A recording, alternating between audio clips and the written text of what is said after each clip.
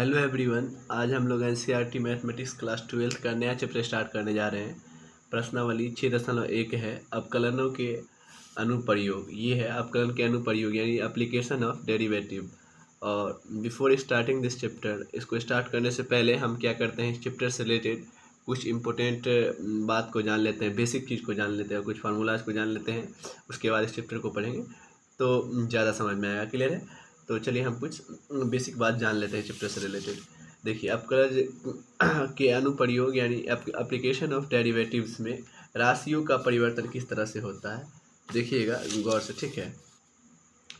तो यदि आप राशियों के परिवर्तन के बारे में बात करें तो यदि अगर dx/dt लिखा हुआ है तो t के सापेक्ष अवकलन x में परिवर्तन होगा, ठीक है। और dy/dt लिखा हुआ है तो t के सापेक्ष अवकलन या अवकलज y में परिवर्तन हम लोग लिखेंगे।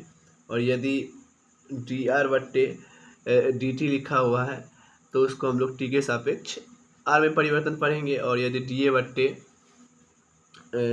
लिखा हुआ है तो हम लोग पढ़ेंगे t के सापेक्ष अवकलज a में परिवर्तन, है कि नहीं। और यदि dP/dt लिखा हुआ है तो हम इसको जो है t के सापेक्ष अवकलज p में परिवर्तन, यानी x के सापेक्ष अगर नहीं कुछ दिया रहेगा तो उसको हम t के सापेक्ष जो है अवकलज करेंगे। अगर क्षेत्रफल दिया रहेगा तो a के सापेक्ष करेंगे, और उसी प्रकार से जो त्रिज्या दिया रहेगा r के सापेक्ष, अगर बोला रहेगा तो उसके सापेक्ष तो करना ही है, और नहीं तो इसके द्वारा हम लोग करेंगे। और आयतन रहेगा तो d/dt यानी t के सापेक्ष v में परिवर्तन हम लोग अवकलज करेंगे। और इससे संबंधित कुछ फार्मूला का भी यूज होगा तो उससे भी हम लोग क्या करते हैं, जान लेते हैं। क्लियर है? तो चलिए देखिएगा, तो कुछ महत्वपूर्ण फार्मूला है, जैसे वर्ग का क्षेत्रफल यानी स्क्वायर में आता है। वर्ग का क्षेत्रफल भुजा स्क्वायर आपको पता होगा, और वर्ग का परिमाप 4 गुणे भुजा स्क्वायर होता है। और उसके बाद अगर हम आयत का बात करें तो ये भी फार्मूला का यूज हो सकता है रेक्टेंगल का। तो आयत का क्षेत्रफल जो होता है वो लंबाई गुने चौड़ाई होता है, ठीक है। और परिमाप में पेरीमीटर, ठीक है, आप समझ सकते हैं। और एरिया यानी ए से हम सूचित करेंगे उस समय। तो आयत रेक्टेंगल, आयत का क्षेत्रफल लंबाई गुने चौड़ाई यूज होगा, और आयत का परिमाप 2 × लंबाई प्लस चौड़ाई यूज होगा, ठीक है। और हम फार्मूला के बारे में और जान लेते हैं, और कुछ इंपॉर्टेंट फार्मूला और है। देखिए, जैसे वृत्त का क्षेत्रफल का भी प्रयोग कर सकते हैं यहाँ, क्लास 10th वाला ये पूरा फार्मूला। सर्किल का वृत्त का क्षेत्रफल है ना, area of circle pi square जानते हैं आप, और वृत्त की परिधि यानी सर्कमफ्रेंसेस, तो ये जो 2πr होता है ये। और उसके बाद बेलन से रिलेटेड फार्मूला के बारे में भी हम बात कर सकते हैं। तो देखिए, बेलन यानी सिलेंडर, बेलन का पृष्ठ क्षेत्रफल तो यानी सरफेस एरिया अगर बात करेंगे तो 2πr होता है ये। और बेलन का संपूर्ण पृष्ठ क्षेत्रफल यानी टोटल एरिया का हम बात करेंगे 2πr, और प्लस दोनों बेलन में जो ऊपर से जुड़ जाता है तो यानी 2πr² यानी 2 को भी जुड़ गया। और साथ में बेलन का आयतन आप जानते ही होंगे πr² होता है, ठीक है। और कुछ फार्मूला के बारे में हम लोग जान लेते हैं, उसके बाद हम इस चैप्टर को स्टार्ट करेंगे। और शंकु से रिलेटेड बात कर लेते हैं। देखिए कि शंकु यानी कोण, शंकु का पृष्ठ क्षेत्रफल जानते हैं πrl होता है, और जो अपना शंकु का संपूर्ण पृष्ठ क्षेत्रफल होता है वो πl + πr² होता है। और क्योंकि जानते हैं हम इस तरह से अगर शंकु बनाते हैं तो ये अगर शंकु है तो πrl तो इसका ये पृष्ठ क्षेत्रफल होता है, और संपूर्ण पृष्ठ में क्या करते हैं, नीचे वाला भी जुड़ जाता है। उसी तरह जैसे बेलन में जो है 2πrh होता है ना, इसका पृष्ठ क्षेत्रफल, इसी प्रकार उसमें 2πr² संपूर्ण पृष्ठ में ये दोनों वृत्त जुड़ जाता है। और साथ में शंकु का आयतन जो होता है वो बेलन के आयतन का 1/3 गुना होता है, यानी बेलन का आयतन जानते हैं πr² होता है, इसमें 1/3 से गुना कर दीजिए, शंकु का आयतन निकल गया। और उसी प्रकार हम देख लेते हैं गोला यानी स्फीयर। वृत्त और गोला में फ़र्क है। इस तरह एक जो आप क्रिकेट बॉल खेलते हैं वो एक्चुअली में स्फीयर है, और ये साइकिल का जो पहिया है वो आपका वृत्त है। तो गोला स्फीयर यानी गोला का पृष्ठ क्षेत्रफल 4πr² होता है। और देखिए, ये वाला जो 3 डायगोनल रहता है 3D वाला वो गोला होता है, और ये सीधा सीधा ये वृत्त होता है। तो गोला का पृष्ठ क्षेत्रफल 4πr² होता है, और गोला का आयतन, गोला का पृष्ठ क्षेत्रफल बोले या गोला का संपूर्ण पृष्ठ क्षेत्रफल बोले, 4πr² ही होता है, क्योंकि उसमें पूरा गोली का पूरा भाग आ जाता है कि नहीं। और गोला का आयतन ये 4/3 पायर क्यू होता है। उसी प्रकार से हम अगर अर्धगोला कर दे, गोला को काट दे, क्रिकेट का कटा हुआ बॉल आप देखे होंगे, इस प्रकार से अगर कर दें तो ये आपका बन गया अर्धगोला। और अर्धगोला का अगर हम लोग बात करेंगे सेमी स्फीयर बोले या फिर हेमी स्फीयर, अर्धगोला का पृष्ठ क्षेत्रफल 2πr² होता है। और अर्धगोले का संपूर्ण पृष्ठ क्षेत्रफल के बारे में बात करें तो इसमें बदल जाता है, क्योंकि गोला में तो पूरा गोल ही होता है, लेकिन इसमें क्या होता है, ये 2πr² इसका मतलब आधा करेंगे ना, बट्टा में 2 रखेंगे तो इसका आधा 2πr² होगा ही। और अर्धगोला का संपूर्ण पृष्ठ क्षेत्रफल बात करेंगे तो साथ में ये वाला वृत्ताकार भाग इसमें जुड़ जाता है, 2πr² प्लस πr² यानी 3πr² हम इसको बोल सकते हैं अर्धगोले का संपूर्ण पृष्ठ क्षेत्रफल। और अर्धगोला का आयतन तो जानते हैं 4/3 पायर क्यू, गोला का होता है तो 2 रखेंगे तो 2 से 2 दूना 4 कटेगा, यानी 2/3 पायर क्यू हो जाएगा अर्धगोले का आयतन। और चलिए घनाव के बारे में भी जान लेते हैं, बस रिवीजन है। घनाव यानी कीवर्ड, घनाव की पृष्ठीय क्षेत्रफल जो है 2 × LV + BH + HL आपको पता ही है। और घनाव इस प्रकार से बनाते हैं, ये वाला, ये आपका क्या हो गया, घना हो गया। हालांकि वर्ग जो होता है इसकी सारी भुजाएं आपस में पूरा बराबर होता है इस तरह से, लेकिन ईंटा जो होता है वो आपका क्या होता है, घना बेसिकली होता है। और घन तो आप घुमाए ही होंगे। तो घनाव का आयतन LVH होता है, और घनाव का विकर्ण यानी √L² B² और H²। घन का अगर विकर्ण के बारे में बात करें यानी डायगोनल के बारे में, तो अगर आपको ये अगर घन के बारे में अगर बात किया जाए यानी क्यूब, तो घन का पृष्ठीय क्षेत्रफल जो होता है वो 6 × भुजा² यानी A से सूचित करते हैं भुजा को, तो A²। और घन का आयतन यानी वॉल्यूम जो है AQ होता है, और घन का विकर्ण A√3 आप बोल सकते हैं। अब चलिए हम क्या करते हैं, अवकलन के अनुप्रयोग से रिलेटेड प्रश्न को हम सॉल्व करते हैं। इस फॉर्मूला को आप याद रखना है, इसमें यूज हो सकता है। तो चलिए हम देखते हैं प्रश्नावली 6.1 यानी अवकलन का अनुप्रयोग से जो प्रश्न संख्या पहला है 6.1 का, उसको देखते हैं। तो दिया गया है कि वृत्त के क्षेत्रफल में परिवर्तन की दर उसकी त्रिज्या r के सापेक्ष ज्ञात करें, यानी वृत्त में क्षेत्रफल की परिवर्तन की दर ज्ञात करनी है, ठीक है।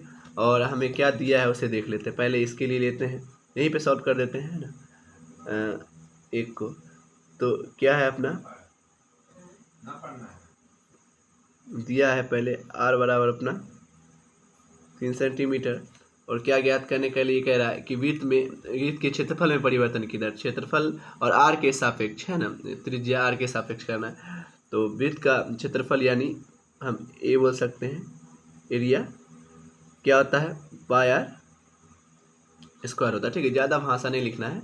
वृत्त का क्षेत्रफल यानी A बराबर πr², तो r के सापेक्ष करते हैं, कहता है r के सापेक्ष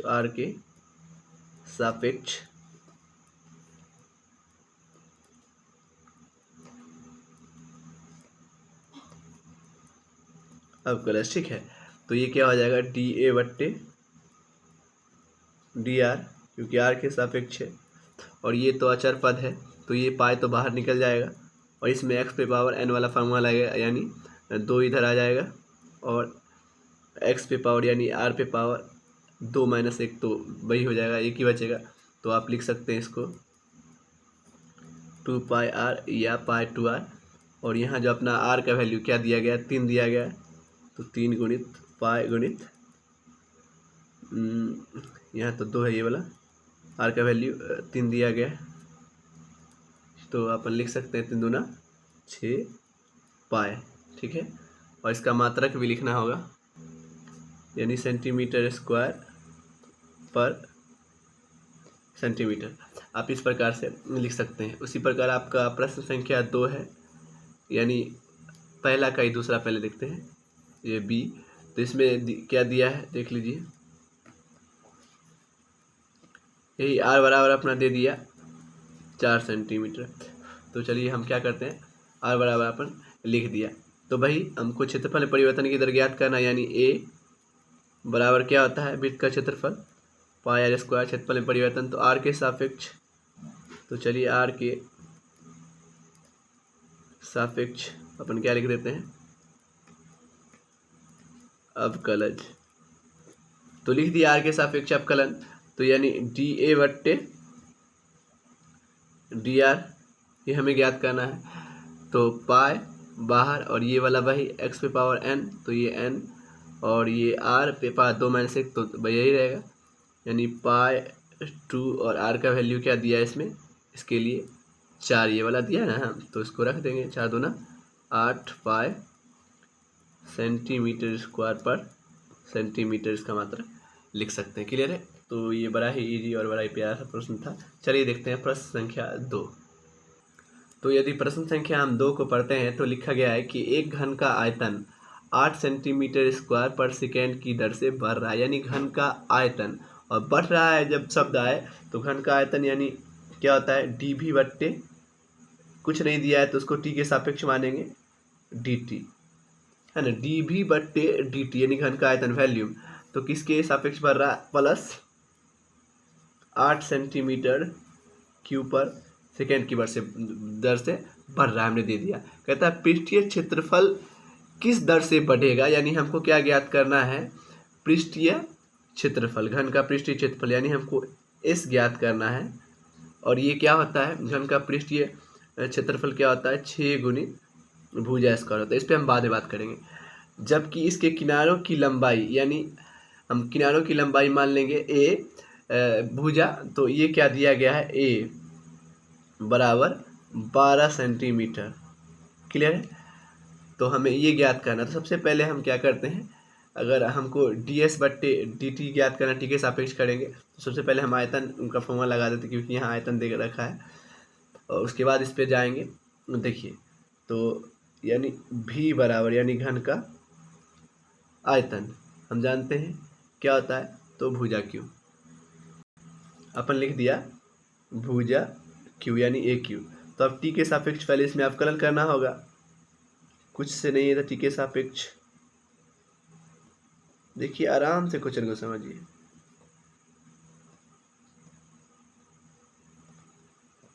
टी के सापेक्ष अवकलन यानी डी भी बट्टे डी टी बराबर, इसमें कीजिएगा तो ये वाला 3 बाहर आ जाएगा और ए स्क्वायर यानी 3 में से 2 गया, और फिर से ए का कीजिएगा तो जैसे डी एक्स, एक्स का क्या होता है डी एक्स बट्टे डी टी, उसी तरह यहाँ अपने आ जाएगा डी ए बट्टे डी टी। और ये वैल्यू हमें पहले पक्षांतर करना है। तो देखिएगा डी भी बट्टे डी टी का वैल्यू क्या दिया गया है, 8, तो यहाँ अपन 8 रख दिया। 3 ए का मान भी दिया है, रख देते हैं, या फिर चलिए बाद में रखेंगे। ए का वैल्यू क्या दिया 12, तो यहाँ पे ए स्क्वायर, चलिए 12 रख ही देते हैं, 2 बार ना, 12 गुणित 12 2 बार लिख सकते हैं। और हमें क्या चाहिए, ये डी ए बट्टे डी टी, तो अपन लिख देते हैं। देखिए तो अगर हम डी ए बट्टे डी टी को इधर ही रखें, क्योंकि यहाँ डी ए अवकलन करेंगे तो डी बट्टे डी टी का वैल्यू रख सकते हैं, तो 8 और ये सब कहाँ आ जाएगा, नीचे आ जाएगा 3 गुने 12 गुणित 12। चलिए हमने क्या करा, लिख दिया, इसे कह देते हैं समीकरण 1। क्लियर है। अब क्या करेंगे, हम ये निकालना है यानी सरफेस एरिया, तो अपन टी के सापेक्ष यहाँ अवकलन करते हैं, क्योंकि क्वेश्चन क्या कह रहा था कि दर से बढ़ रहा है, तो पृष्ठीय क्षेत्रफल किस दर से बढ़ रहा है, पृष्ठीय क्षेत्रफल यानी सरफेस एरिया हमारा ज्ञात करना है। तो टी के सापेक्ष इसमें करते हैं अवकलन, टी के सापेक्ष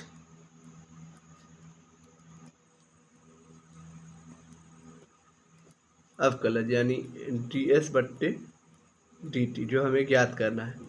और यहाँ 2, ये तो 6, पहले चलिए 6 को बाहर कर दिया, 4 पद है, यहाँ 2a, क्योंकि x पावर n है तो यहाँ n आया, और n-1 यानी 2 - 1, और a का फिर से यानी D A by D T chain rule के हिसाब से, यानी 6 × 2, और a का मान कितना दिया गया है 12, तो यहाँ से 12 रखेंगे, और डी ए बट्टे डी टी यहाँ क्या निकाला, यानी समीकरण 1 से यहाँ पे लिख सकते हैं 8 बट्टे 3 गुने 12 गुणित 12, ये निकाला। यहाँ पे आप बगल में लिख सकते हैं समीकरण 1 से। dA/dt बराबर 8/3 गुने 12 गुने 12 लिख दिया। तो यहाँ डाल दिए, अब काट देते हैं, देखिएगा। तो यहाँ इस 12 से ये 12 कैंसिल हो गया, और अपन काट सकते हैं 2 छक 12, और ये 6 से ये 6 कैंसिल, यानी अपने पास क्या बचा 8, ये वाला 3, यानी 8/3। और क्योंकि ये सरफेस एरिया है तो सेंटीमीटर स्क्वायर होगा पर सेकेंड, इसका क्या हो जाएगा मात्रक, यानी DS/dt, है ना। मुझे उम्मीद है कि आप समझ गए होंगे। चलिए देखते हैं प्रश्न संख्या 3, बड़ा ही प्यारा सा प्रश्न था ये। तो प्रश्न संख्या 3 में है कि एक वृत्त की त्रिज्या समान रूप से 3 सेंटीमीटर पर सेकेंड की दर से बढ़ रहा है, यानी वृत्त की त्रिज्या बढ़ रही है, यानी dr/dt है कि नहीं, दिया गया है, यानी dr/dt ये जो है ये 3 सेंटीमीटर स्क्वायर पर सेकेंड की दर से बढ़ रही है, यानी प्लस देंगे, ठीक है। और कहता है कि ज्ञात कीजिए कि वृत्त का क्षेत्रफल किस दर से बढ़ेगा, यानी ये तो पता लग गया कि हमें dA/dt ज्ञात करना, जबकि त्रिज्या क्या दिया हुआ 10 सेंटीमीटर, यानी r बराबर दिया हुआ है 10 सेंटीमीटर। तो चलिए ज्ञात कर देते हैं, यानी वृत्त के हमको क्षेत्रफल की दर ज्ञात करना है, यानी a बराबर वृत्त का क्षेत्रफल क्या होता है पाया स्क्वायर, ठीक है। तो t के सापेक्ष यहाँ अवकलज करते हैं, कुछ नहीं है तो, और हमें dA/dt चाहिए ही, सापेक्ष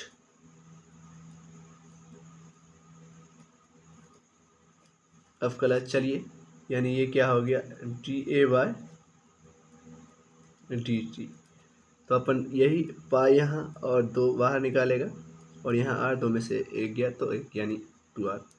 और साथ में यहाँ पे हम देख लेते हैं r का वैल्यू जो वो क्या दे दिया है π/2 गुने यहाँ r का फिर से अगर एक बार करें, ये देखिए r का फिर से होगा ना क्यों चैन रूल dr/dt।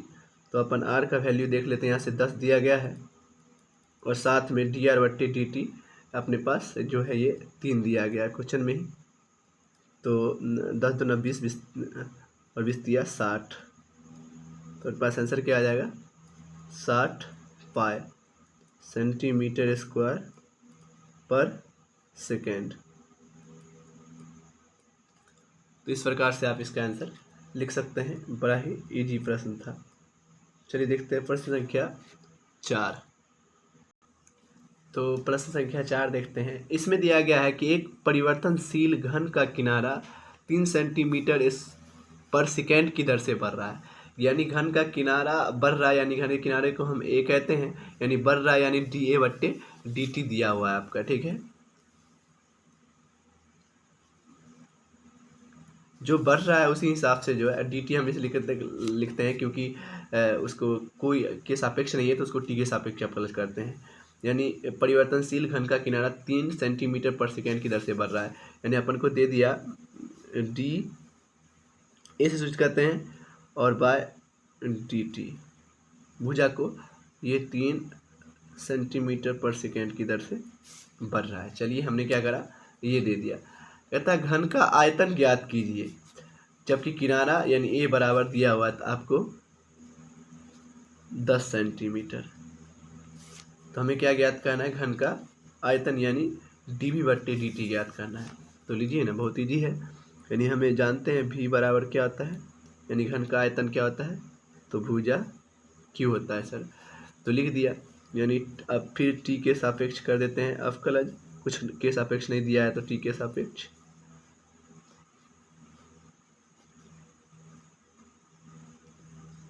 अवकलज करेंगे तो क्या दिक्कत है, यहाँ dV/dt हो जाएगा, और यही हमें ज्ञात करना है। यहाँ अवकलन करेंगे तो 3 यहाँ a² यानी अपन n में से क्या जाएगा 1 जाएगा, और गुने a का फिर से करेंगे तो dA/dt।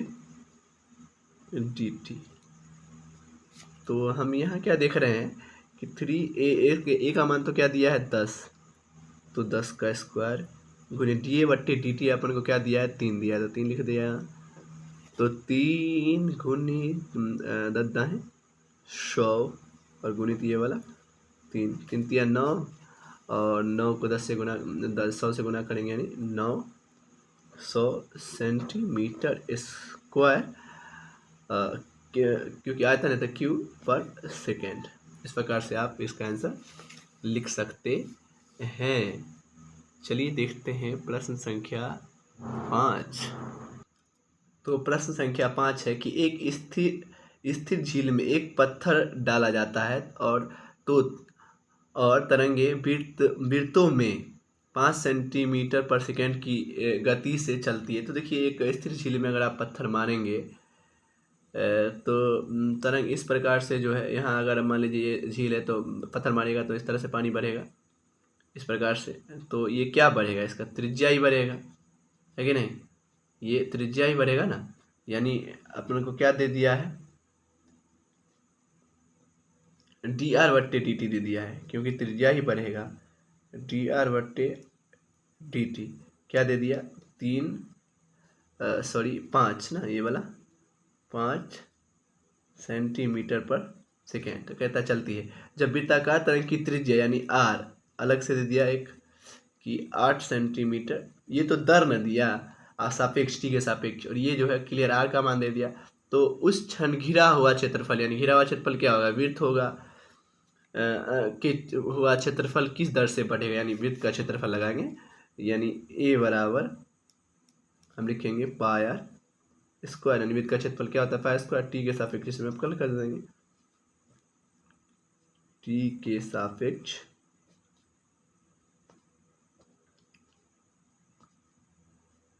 अवकलज, यानी अपन यहाँ क्या लिख सकते हैं, डी ए बट्टे डी टी, क्योंकि हमको क्षेत्रफल में परिवर्तन की दर ज्ञात करना है। और यहाँ पाई और यहाँ एक्स पे पावर एन लगाएंगे, 2 यहाँ आर, और आर का फिर से करेंगे तो डी आर बट्टे डी टी, और अपन पाई यहाँ 2 यहाँ, और आर का वैल्यू दिया हुआ है 8 गुने डी आर बट्टे डी टी दिया हुआ है क्वेश्चन में ही 5। तो 8 दूना 16, 16 पंचे 80, आंसर क्या आ गया, 80 पाई सेंटीमीटर स्क्वायर पर सेकेंड। तो इस प्रकार से आप इसका आंसर डी ए बट्टे डी टी का लिख सकते हैं। बड़ा ही प्यारा सा प्रश्न था। Thank you so much. आगे के क्वेश्चन को हम लोग अगले वीडियो में देखेंगे।